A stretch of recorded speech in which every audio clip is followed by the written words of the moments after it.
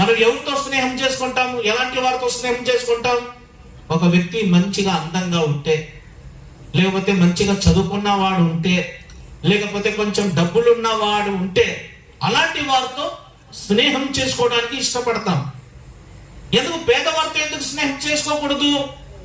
ధనవంతుడితో ఎందుకు స్నేహం చేసుకోవాలి?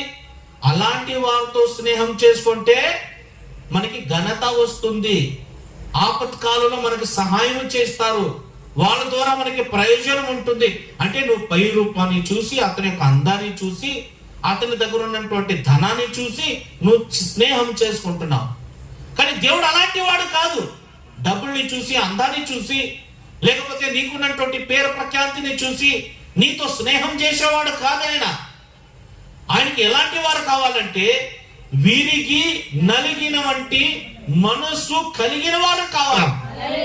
కొన్నిసార్లు మనం బాధపడుతుంటాం, నాకు అందం లేదు కదా, నన్ను ఎవరు ప్రేమిస్తలేదు కదా, ఆమె చూడు చాలా చక్కగా అందంగా ఉంది, దేవుడు నాకు అందం ఇవ్వలేదే, ఆమె తెల్లగా ఉంది నేను నల్లగా ఉన్నాను, ఆమె ఎత్తగుంది నేను పుట్టుకున్నాను, నన్ను ఎవరు పట్టించుకోరు, ఎవరు ప్రేమించరు అని మనం అనుకుంటాం.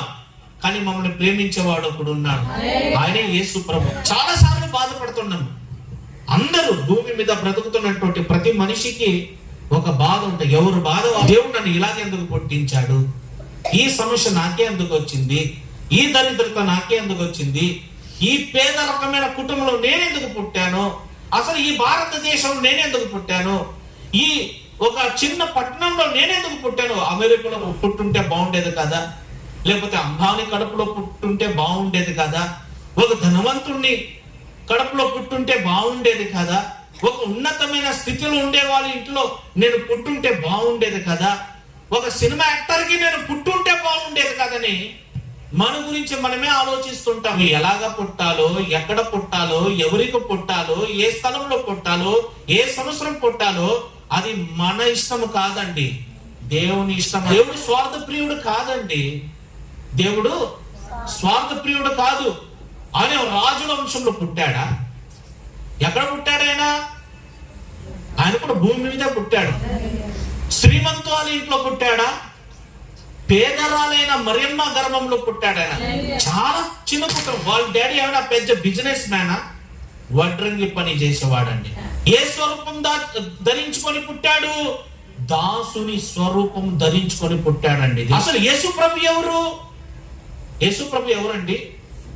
దేవాది దేవుని యొక్క కుమారుడైన ఏకైక పుత్రుడు, పరిశుద్ధుడు, ఇమ్మానుయేలు ఆయన పేరు, లోక రక్షకుడు, పరలోకంలో ఉండవలసిన వాడు. ఆయన పేరు ఎంత మురిగింది తెలుసా? భూమి కిందనైనాను ఆకాశమందునైనాను ఆయన పేరుకున్నంత పేరు ఇంక ఎవరు ఘనత ఎవరికి లేదండి. అంత ఉన్నతమైన నామము కలిగిన యేసయ్య ఒక పేద కుటుంబంలో పుట్టాడండి. దాసుని స్వరూపం ధరించుకొని పుట్టాడాయన. మరి యేసుక్రీస్తు అంత తగ్గించుకున్నప్పుడు మనం ఎందుకు బాధపడాలి?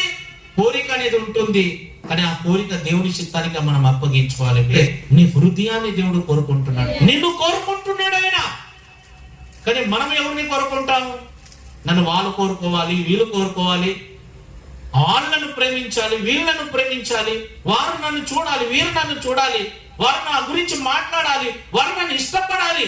నువ్వు మనుషుల గురించి ఆలోచిస్తుంటే దేవుడు నీ గురించి ఆలోచిస్తున్నాడు. నన్ను వెతుకు వారు ఎవరైనా ఉన్నారా అని దేవుడు ఆకాశం నుండి కింద తేరు చూస్తున్నాడు. నన్ను వెతుకు వారు ఎవరైనా ఉన్నారా, నన్ను ప్రేమించే వాళ్ళు ఎవరైనా ఉన్నారా, ఆత్మతో సత్యముతో నన్ను ఆరాధించే వాళ్ళు ఎవరైనా ఉన్నారని పరలోకం నుండి దేవుడు చూస్తున్నాడంట, గమనిస్తున్నాడంట, పరిశీలిస్తున్నాడంట.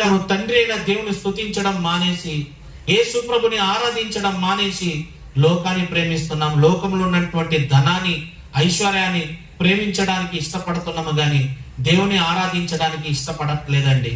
దేవుడు ఏమి కోరుకుంటున్నాడు అంటే ఈ రాత్రి ఆయన నిన్ను నన్ను కోరుకుంటున్నాడు. చప్పట్లు కొట్టండి బిగ్గరగా.